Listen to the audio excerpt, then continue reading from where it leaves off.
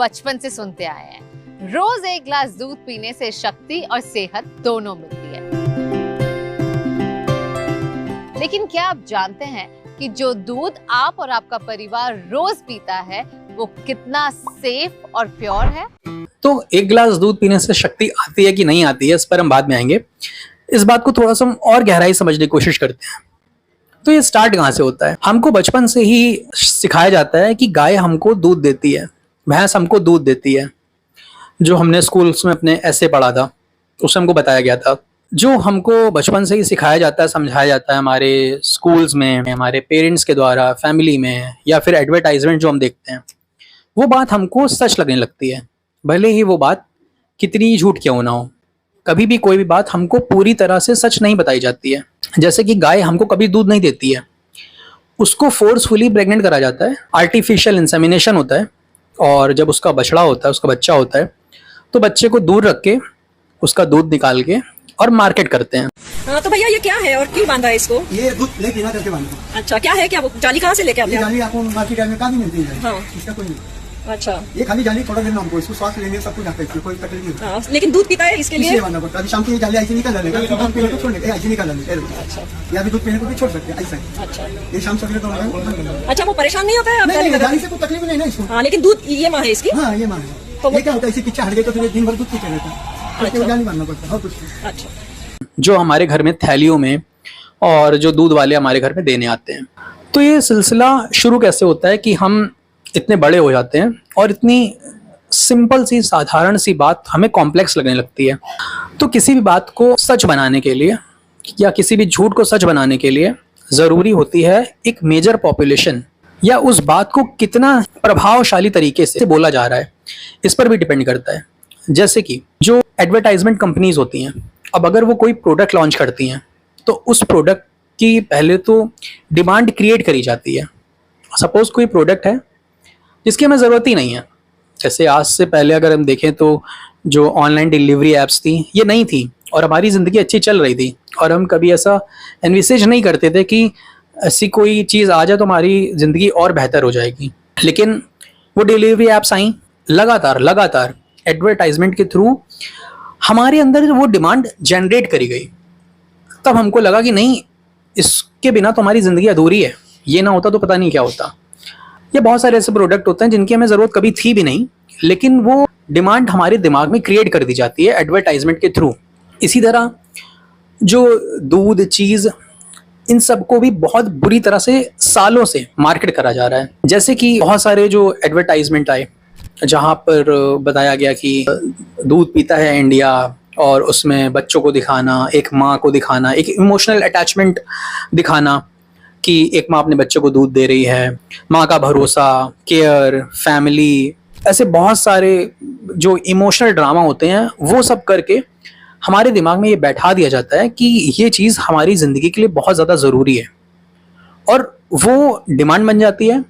और फिर जब डिमांड बढ़ जाती है तो फिर सप्लाई भी बढ़ जाती है, और जिस झूठ को सच बना के प्रेजेंट करा जाता है वो हमारा सच बन जाता है। जैसे कि ये जो एडवर्टाइजमेंट, इसमें ये दिखाया जाता है कि दूध पी लोगे तो तुम्हारी बहुत ज़्यादा ताकत आ जाएगी।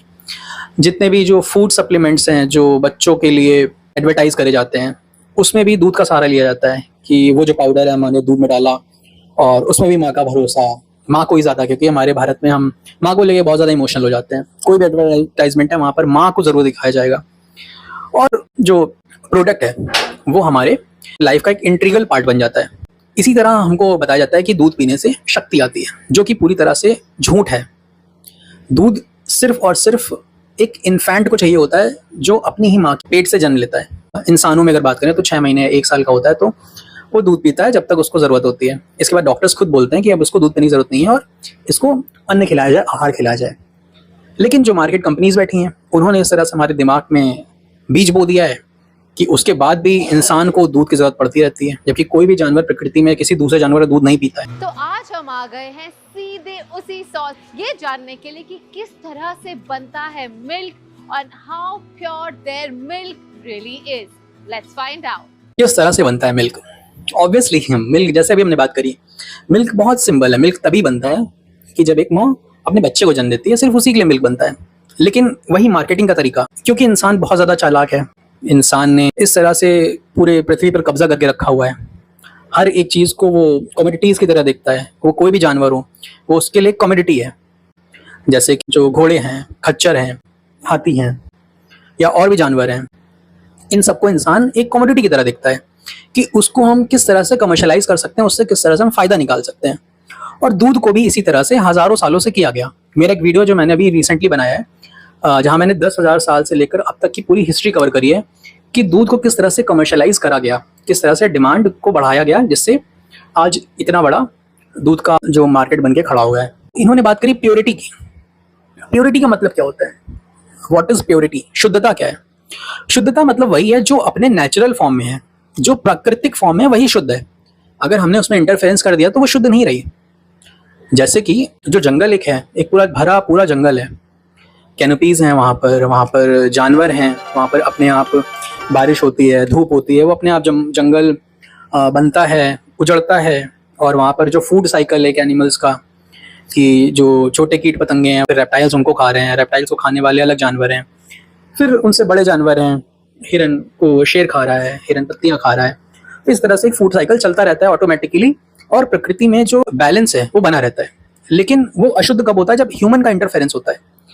जब ह्यूमन उस जंगल में घुसता है और वो कहता है नहीं, यहाँ से तो मैं अपना फ़ायदा देख सकता हूँ, क्योंकि ह्यूमन की टेंडेंसी ही यही है कि चीज़ों को कंज्यूम कर लो, उससे किस तरह से हम फ़ायदा निकाल सकते हैं। इसी तरह हम इवॉल्व हुए हैं। तो ह्यूमन जंगल में घुसता है और जंगल को काटना शुरू करता है। जंगल को जब काटना शुरू करता है और वो कहता है कि नहीं, हम तो एहसान कर रहे हैं, हम तो यहाँ से रोड निकाल रहे हैं और जंगल भी तो बचा रहे हैं ना। तो ये हुआ अशुद्धतम रूप, हमने प्रकृति से छेड़छाड़ कर दी। इसी तरह लेट्स से अगर ह्यूमन में कोई भी माँ अगर अपने बच्चे को दूध देती है, तो क्या कोई परिवार का दूसरा इंसान जाएगा उस बच्चे को हटा के उसको अलग बांध कर और उस माँ का दूध निकाल के खुद पिए या फिर उसको कमर्शलाइज करें? क्या ऐसा हम करेंगे? अगर हम ऐसा करेंगे, इसका करने के बारे में सोचेंगे, तो हमको ये अप्राकृतिक लगेगा, ये हमको अशुद्ध लगेगा। तो शुद्धता मतलब वही है जो नेचर ने बनाया, प्रकृति ने बनाया। तो दूध कभी भी शुद्ध नहीं हो सकता है। दूध शुद्ध तभी है जब वो एक माँ से निकला और एक बच्चे के मुंह में गया, बस। उसमें किसी भी दूसरे इंसान का हस्तक्षेप नहीं है, तब तक वो दूध शुद्ध है या वो प्रक्रिया पूरी शुद्ध है। लेकिन अगर हमने पकड़ा किसी गाय को और उसके हमने पैर बांध दिए, पूंछ पकड़ ली और एक रॉड में सीमेंट भर के उसकी एनस में हाथ डाल के और सीमेंट उसकी योनि में डाल दिया और उसको हमने इम्प्रेग्नेंट कर दिया और बछड़ा निकाला, उस निकले हुए दूध को हमने शुद्ध बोला। ये आपको सोचना है, क्या वो दूध शुद्ध रहा? तो शुद्धता की परिभाषा क्या हो सकती है? कैसे हम किसी दूध को या घी को या मक्खन को हम शुद्ध बोल देते हैं? वो कैसे शुद्ध हुआ? आम दूध का प्राइस है 60 रुपए पर लीटर। तो जो दूध का प्राइस 60 रुपए लीटर मिलता है, ये कैसे मिलता है? ये भी मैंने अपने जो प्रीवियस वीडियो है मैंने उसमें कवर करा है। ये आई में मैं बटन में वीडियो दे दूंगा या फिर डिस्क्रिप्शन में उसका लिंक लगा दूंगा कि हमको दूध किस तरह से 60 रुपए लीटर मिल रहा है। And because there is no human touch, it's a single origin milk. जिसका मतलब one farm, one breed, one origin. Normal milk changes 10 hands before it reaches your. इस लाइन में अपने आप में कितना बड़ा घपला है, because there is no human touch. यहाँ पर पूरा जो मैकेनिज्म बना है, पूरा जो फार्म बना हुआ है, या इसी फार्म की, मैं कोई भी फार्म की बात कर लो, वो ह्यूमन टच के बिना कैसे पॉसिबल है? ये ह्यूमन ने ही तो पूरा खड़ा कर दिया। जानवरों को ब्रीड करना, उनको इस तरह से प्रिपेयर कर दिया कि वो अपनी नेचुरल जो उनकी कैपेसिटी होती है उससे वो 2 गुना, 3 गुना, 4 गुना ज़्यादा दूध दे रही हैं। उनको हमने इस तरह से कैप्टिवेट कर दिया है, उनको बांध दिया है, एक तरह का मशीन बना दिया, उनको अलग अलग उनके चैम्बर्स बना दिए हैं। हमने गाय भैंसों को, मुर्गियों को मशीन बना के रख दिया है। बस किस लिए है कि उनको इम्प्रेग्नेंट करो, उनका दूध निकालो और उनके साथ कुछ भी करो, कुछ भी करो, और जब वो उस काबिल ना बचे तो उनको कटवा दो और उनका मांस, चमड़ा बेच दो। तो ये है ह्यूमन का नज़रिया, उसकी साइकोलॉजी दूसरे प्राणी को देखने के लिए। क्या हम ये खुद अपने ऊपर करना चाहेंगे कि कोई हमारे ऊपर आके ऐसे राज करे? कल को सपोज कोई दूसरे ग्रह से आ जाते हैं लोग और वो हमारे ऊपर ऐसे कब्जा कर लेते हैं, हमको इस तरह से बंदी बना देते हैं और हमारी जो महिलाएं हैं उनका शोषण करते हैं, उनसे दूध निकालते हैं और उसको मार्केट करते हैं। क्या ये ठीक हो सकता है? तो हम किसी दूसरे प्राणी के साथ इस तरह से कैसे कर सकते हैं? और फिर उसको बोलते हैं कि नो ह्यूमन टच। ये ह्यूमन इंटरफेरेंस ही है जो हमने प्रकृति में पूरा कर दिया है, कि हमने किसी का जो रिप्रोडक्टिव सिस्टम है उसको इस तरह से एक्सप्लॉइट कर दिया है। सबसे पहले बात करते हैं काउ कंफर्ट टेक्नोलॉजी की। इसका मतलब ये है कि काउस यहाँ जितने कंफर्टेबल होंगे वो उतना ही अच्छा दूध देंगे। Happy cows give good quality milk. तो यहाँ पर इन्होंने एक वर्ड यूज करा, हैप्पी काउज। जो मिल्क कंपनीज हैं या और भी ऐसे तरह के प्रोडक्ट जो बेचती हैं, उनका सबसे बड़ा जो गिमिक वर्ड है वो है हैप्पी काउज। ये वर्ड यूज करके वो अपने कंज्यूमर्स या कस्टमर्स में एक भरोसा जताते हैं कि हमारे यहाँ एक्सप्लॉयटेशन नहीं होता है काऊ का, क्योंकि लोग कहीं ना कहीं तो इस बात से अवेयर हैं कि कहीं ना कहीं तो उसमें एक्सप्लॉयटेशन होता है, तो लोगों के अंदर ये गिल्ट होगा। तो इस गिल्ट को खत्म करने के लिए ऐसे बहुत सारे वर्ड यूज करे जाते हैं कि we treat them like a family. इन सब वर्ड को यूज करके जो इंसान के अंदर गिल्ट है उस प्रोडक्ट को ना खरीदने का, वो गिल्ट को खत्म करने की कोशिश करी जाती है। जैसे इन्होंने यूज करा हैप्पी वर्ड। तो कोई भी मैमल क्या हैप्पी हो सकता है अगर उसको जबरदस्ती फोर्सफुली प्रेग्नेंट करा जाए, उसके बच्चे को उससे अलग करा जाए और उसको लगातार प्रेग्नेंट करा जाए? क्योंकि अगर आपको किसी से दूध चाहिए तो दूध तो तभी आएगा जब बच्चा आएगा, और बच्चा आएगा तो बच्चा लाने के लिए हमें हर साल उसको प्रेग्नेंट करना पड़ेगा, क्योंकि बच्चा दूध पिएगा बस 1 साल तक, और उसके बाद वो दूध पीना जब छोड़ देगा तो एक माँ के दूध आना बंद हो जाता है। ये एक नेचुरल साइकिल है। तो जब दूध आना बंद हो जाएगा तो फिर से उसको प्रेग्नेंट करना पड़ेगा ना। तो लगातार किसी मैमल को अगर प्रेग्नेंट करा जाए तो क्या वो हैप्पी हो सकता है? और उसके लगातार जो बच्चे आ रहे हैं उन बच्चों को डिस्कार्ड करा जाए, क्या वो हैप्पी हो सकता है? और जब वो दूध देना बंद कर देगी फिर उसको कटने के लिए स्लॉटर हाउस भेज दिया जाए, तो क्या वो काऊ हैप्पी हो सकती है कभी? यहाँ आपको पूरी ट्रांसपेरेंसी मिलेगी। आप जान सकते हैं कि गाय क्या खाती है, to how the milking process happens. तो यहाँ पर इन्होंने एक वर्ड यूज करा, ट्रांसपेरेंसी। तो ट्रांसपेरेंसी का मतलब क्या होता है? ट्रांसपेरेंसी का मतलब होता है पारदर्शिता। मतलब जो इस पार से उस पार देखा जा सके, पर्दे के उधर क्या चल रहा है और पर्दे के पीछे क्या चल रहा है। लेकिन कभी भी ये जो बिजनेस है, जो डेयरी फार्म बिजनेस है, मिल्क बिजनेस है, ये हमेशा पर्दे के उस पार क्या चल रहा है हमेशा दिखाते हैं, लेकिन पर्दे के पीछे क्या चल रहा है ये कभी भी नहीं दिखाते हैं। तो ट्रांसपेरेंसी कैसे हो सकती है? यहाँ पर कुछ सवाल उठते हैं जो कोई भी अगर सेंसिबल इंसान होगा तो वो कुछ सवाल करना चाहेगा। जैसे कि पहली बात तो जो यहाँ पर हम देख सकते हैं कि किस तरह से गाय जो हैं और उनके बछड़े, उनको अलग रखा गया है।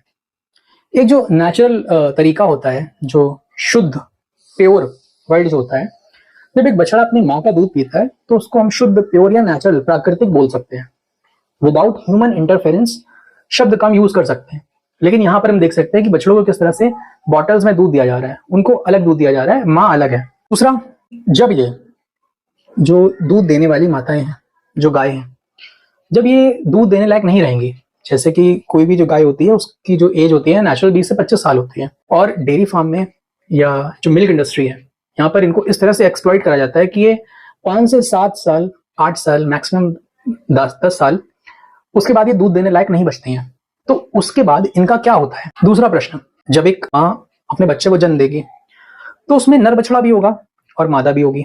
चलो जो फीमेल है, फीमेल का तो मान सकते हैं कि वो एक दिन आके अपनी माँ की जगह ले लेगी, क्योंकि जब जो फीमेल होती है वो जब उसकी प्यूबर्टी आती है 3 साल में तो तुरंत प्रेग्नेंट करा देते हैं उसको। जैसे कि ह्यूमन में देख ले, अगर मान लो 12 साल की बच्ची है, उसकी प्यूबर्टी आती है, 11 साल की बच्ची प्यूबर्टी आती है तो उसको प्रेग्नेंट करा दें। उसी तरह जो एक गाय या भैंस के बच्चे होते हैं 3 साल के, 2.5-3 साल के, तो उनको जैसे ही प्यूबर्टी आती है उनको प्रेग्नेंट करा दिया जाता है। उसके बाद अब जो नर बछड़ा होगा, जो मेल काफ होगा, उसका ये डेयरी इंडस्ट्री वाले क्या करेंगे? क्योंकि जो मेल काफ है वो तो दूध देगा नहीं, तो उनका ये क्या करेंगे? तो मैम को ये क्वेश्चंस पूछना चाहिए।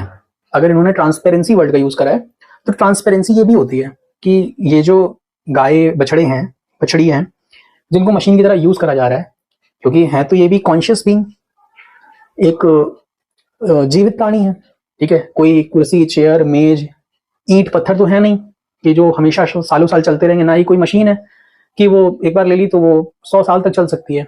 वो है तो हमारे आपकी तरह, बस वो दिखने में अलग है, उनकी लैंग्वेज अलग है, उनकी जो कॉन्शियसनेस लेवल है, उनकी जो इंटेलिजेंस है वो हमसे अलग है।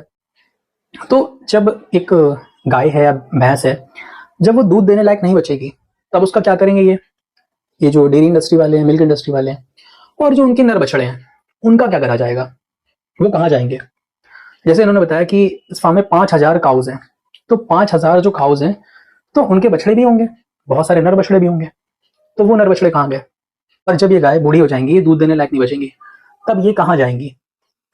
तो ये होती है ट्रांसपेरेंसी। अगर इस क्वेश्चन को ये निकाल के लाती हैं, इनके आंसर्स लाती हैं, तो फिर वहां हम ट्रांसपेरेंसी वर्ड का यूज कर सकते हैं। लेकिन ये जो सच्चाई है, ये जो क्वेश्चंस हैं, ये कभी भी आंसर नहीं करे जाते हैं। लेकिन एक डॉक्यूमेंट्री है माँ का दूध, जहां पर इसके आंसर्स आपको मिलेंगे और आप वो डॉक्यूमेंट्री आपको जरूर देखनी चाहिए। यहाँ फार्म में गाय का ख्याल बिल्कुल परिवार की तरह रखा जाता है और इसीलिए यहाँ का दूध बिल्कुल शुद्ध, स्वस्थ और सेफ है। तो ये थी यहाँ अनदर गिमिक वर्ड, परिवार, फैमिली, केयर, ट्रांसपेरेंसी, माँ का भरोसा, हैप्पी काउस, सेफ, प्योर। ये जितने भी पॉजिटिव वर्ड्स हैं ना, ये सिर्फ और सिर्फ एक मार्केटिंग स्ट्रेटेजी होती है कि किस तरह से जो कंज्यूमर है, जो कस्टमर है, उसको भरोसे में लिया जाए और अपना हम सामान उसको चिपका दें, बेच दें। इन्होंने वर्ड यूज करा फैमिली। कर्ली टेल्स एक काम्या, इनकी भी एक डॉटर है। सभी माँ अपनी बेटी के साथ एक मदरहुड शेयर करती हैं, एक बहुत अच्छा बॉन्ड शेयर करती हैं, जिसको हम फैमिली बोल सकते हैं। और इसी तरह दूसरे जो कॉन्शियस लिविंग बीइंग्स हैं, जो एनिमल्स हैं, वो भी अपनी फैमिली के साथ एक बहुत ही अच्छा बॉन्ड शेयर करते हैं। हर एक माँ अपने बच्चे के साथ बहुत अच्छा बॉन्ड शेयर करती है। हम बिल्कुल भी ये कल्पना नहीं करेंगे कि कोई कल को आए और हमारी बेटी से, हमारे बच्चे से, बेटे से हमको अलग कर दे और फिर से उसको प्रेग्नेंट करें, फिर से उसके बच्चे को अलग कर दें। हम कभी नहीं चाहेंगे।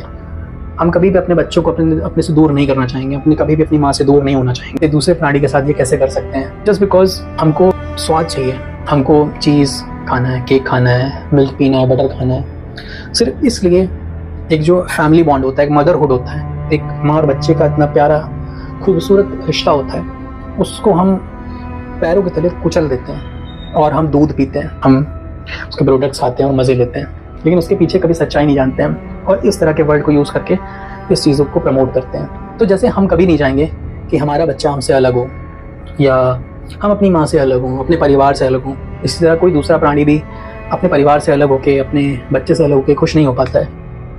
और एनिमल्स के पास कुछ नहीं होता है, उनको प्रकृति ने सिर्फ ममता दी है, उनको भावनाएं दी हैं, उनके पास लग्जरी नहीं होती, उनके पास बहुत सारे ऑप्शंस नहीं होते हैं। तो उनसे उनका जब बच्चा छिनता है तो बहुत ज़्यादा स्ट्रेस में चली जाती है। इतने भोले होते हैं, इतने मासूम होते हैं, लेकिन अंदर ही अंदर वो बहुत ज़्यादा डिप्रेस्ड होते हैं। और ये लगातार हम एक्सप्लॉयटेशन में अपना पैसा देते हैं, बहुत ज़्यादा मिल्क की डिमांड बढ़ाते हैं, बढ़ा रहे हैं लगातार हम कॉन्टिन्यूस। हम उस इंडस्ट्री को पैसा देते हैं ताकि वो इंडस्ट्री वाले और ज़्यादा सप्लाई को बढ़ा सकें, और ज़्यादा मिल्क प्रोडक्शन बढ़ाएं, और ज़्यादा इस तरह की चीज़ बटर प्रोडक्शन बढ़ाएं। और जितना ही ये प्रोडक्शन बढ़ेगा उतना ही ज़्यादा इन माताओं को, गाय भैंसों को एक्सप्लॉइट करा जाएगा लगातार। और इनके दर्द की, इनके दुख की कहानी, माँ बच्चों के दर्द की कहानी कोई नहीं बताता है, क्योंकि सबको पैसे कमाने हैं। ये फैसला मैं आप पे छोड़ता हूँ, आप डिसाइड करो कि हमें ऐसे बिजनेस को, ऐसी इंडस्ट्री को सपोर्ट करना चाहिए कि नहीं करना चाहिए। मैं तो अपना पैसा नहीं ऐसी जगह देना चाहूँगा जहाँ पर किसी भी दूसरे प्राणी को मेरी वजह से एक्सप्लॉइट करा जा रहा हो, उसकी हत्या करी जा रही हो। क्या आप ऐसा करना चाहोगे?